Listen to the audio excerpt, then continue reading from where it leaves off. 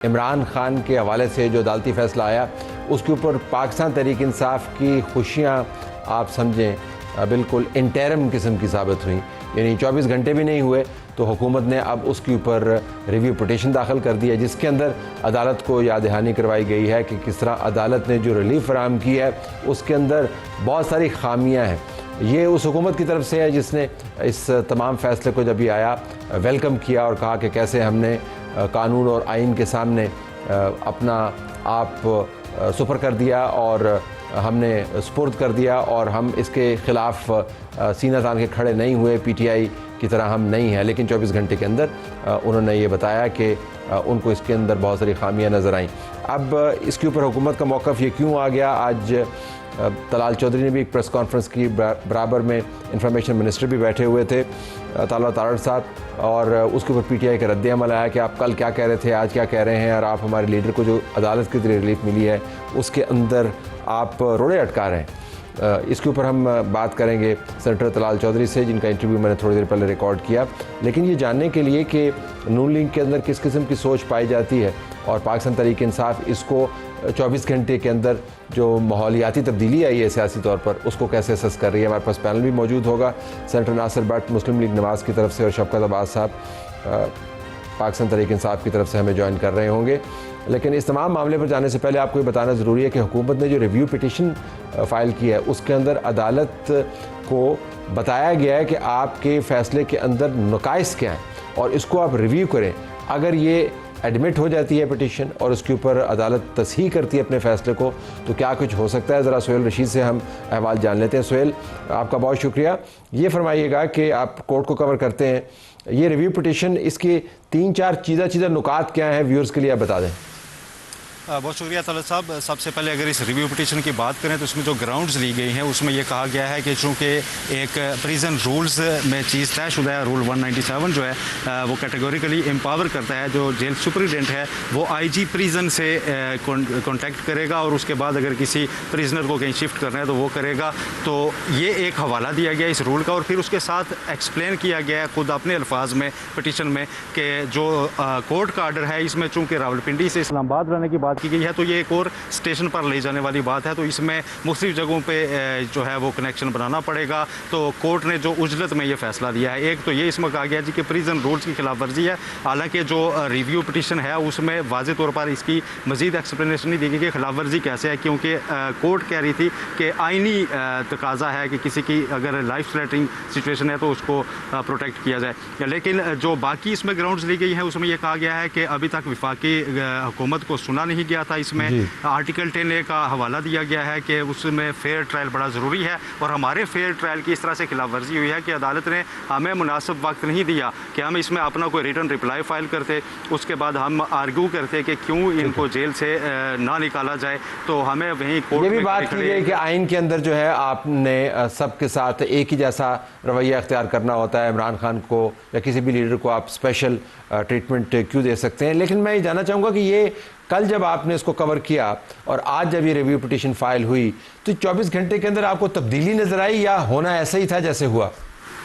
देखिए, तब्दीली ये है कि इंटरम ऑर्डर के खिलाफ रिव्यू पिटीशन बहुत कम देखने में आती है। कोई फाइनल जजमेंट हो तो उसमें तो ये होता है, लेकिन सिर्फ रिव्यू पिटीशन काफ़ी नहीं होगी क्योंकि ये एक पेंडिंग केस है जिसमें नेक्स्ट डेट ऑलरेडी गुज़श्ता रोज़ के ऑर्डर में डाल चुकी है और वो 16 सितंबर रखी गई है। और इस वक्त सुप्रीम कोर्ट में अदालती छुट्टियाँ चल रही हैं, 3 रुकनी बेंच हर रोज़ दस्तियाब नहीं होता, जजेस मुख्तलिफ स्टेशन पर भी काम कर रहे हैं, इसलिए गर्मियों की छुट्टियों के बाद इस केस को आइंदा रखा गया था। तो इसमें एक अर्ली हियरिंग भी डालनी पड़ेगी, उसमें भी कन्विंस करना पड़ेगा कि कौन सी अर्जेंसी है ऐसी कि सुप्रीम कोर्ट गर्मियों की छुट्टियों में इस केस को दोबारा टेकअप करे, क्योंकि ये केस लगवाया कैसे गया था वो भी जानना ज़रूरी है। एक हफ्ता पहले वज़ीर आला खैबर पख्तूनख्वा सोहेल अफरीदी अपने कारकुनान के साथ सुप्रीम कोर्ट के बाहर इकट्ठे हुए थे और उन्होंने कहा था कि फिर खबरें आ रही हैं कि इमरान खान साहब की है तो सुप्रीम कोर्ट में हमारे कुछ केसेस पेंडिंग पड़े हैं। फिर रजिस्ट्रार से मुलाकात की सलमान अकरम राजा ने और वहाँ पर ये यकीन दहानी कराई गई थी कि हम नेक्स्ट वीक में जो बेंच अवेलेबल हुआ 3 मेंबर क्योंकि ये केस पहले 3 मेंबर बेंच सुनता रहा, तो उसके सामने ये केस रखेंगे,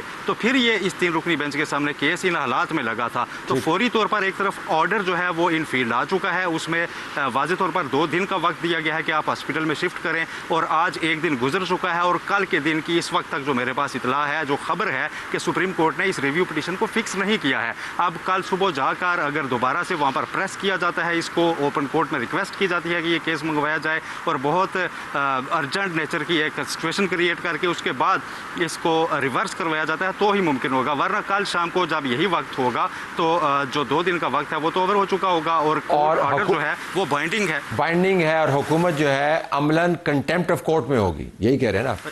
जी ऐसा ही है। अगर कोर्ट चाहेगी, उसकी डिस्क्रिप्शन है कि वो कंटेम्प्ट ऑफ कोर्ट की देखते हैं कल क्या होता है। लेकिन ये हैरत अंगेज स्पीड के साथ मामला तब्दील हुए हैं। कल कोर्ट के फैसले को प्रेस कर रहे थे, अब उस कोर्ट के फैसले के यकसर खिलाफ गए हैं। कुछ देर पहले मैंने सेनेटर तलाल चौधरी वज़ीर मुमलिकत बराए दाखिला से बात की, जिन्होंने आज प्रेस कॉन्फ्रेंस भी की। आइए सुनते हैं बातचीत के अंदर वो क्या कह रहे हैं। जी तलाल चौधरी साहब, बहुत शुक्रिया आपने हमें ज्वाइन किया। जी ये फरमाइएगा कि इस वक्त तक तो कोर्ट ने जो ऑर्डर दिया है और अभी तक 24 घंटे तकरीबन गुजरने के बावजूद इमरान खान शिफ्ट नहीं हुए।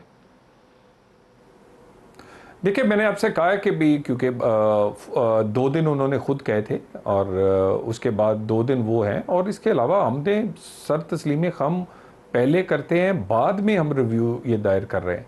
हमें इस बेसिक राइट से, किसी के इलाज से ना सियासी कोई इख्तलाफ है, ना कानूनी तौर पे कोई इख्तलाफ है।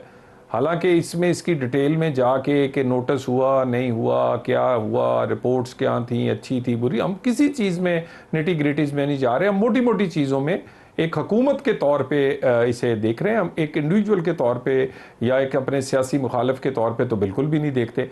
तो हम सर तस्लीम ख़म पहले किया है, उसके बाद ही यकीनन रिव्यू का हमने फैसला किया। अच्छा तलाल साहब, मैंने आपकी प्रेस कॉन्फ्रेंस आज देखी, उसके अंदर आपने बड़े वसूख से कहा कि ये लोगों का ख्याल है कि बनी गाला जाएंगे, और उसके बाद आपने कहा जी कि ये नथिया गली जाएंगे, फिर आपने कहा जी जहाँ से आए वहीं पर वापस जाएंगे। अभी तो मेडिकल बोर्ड ने एग्जामिनेशन नहीं की, हो सकता है उनके हालात ठीक ना हो। आपको क्यों इतना एतमाद है कि वापस उन्होंने अडयाला जेल ही जाना है? देखिए जी, मैं दुआ गो अपने सियासी मुखालिफ के लिए भी कि अल्लाह उसे सेहत दे, ज़िंदगी दे, तकड़ा करे। वो क्या कहते हैं, सियासी मुखालिफ है, ज़ाती तो नहीं, और अल्लाह मियाँ उसे सेहत तंदुरुस्ती देगा। पहले भी देखिए आँख का मसला हुआ था, लोगों ने कहा आँख ज़ाया हो गई। मैंने ही कहा था कि 6/6 हो गई है आखिर में, बेहतरीन ट्रीटमेंट के बाद। और जो अभी भी जो उनकी रिपोर्ट्स सुप्रीम कोर्ट तक गई हैं, उसमें अगर मैं आपको कहता हूँ तलत साहब, आप तो माशाल्लाह बहुत एक्सरसाइज भी करते हैं, रनिंग एथलीट हैं अच्छे भले, आप अपने टेस्ट करवाएं, आपके इससे ज़्यादा बुरे होंगे।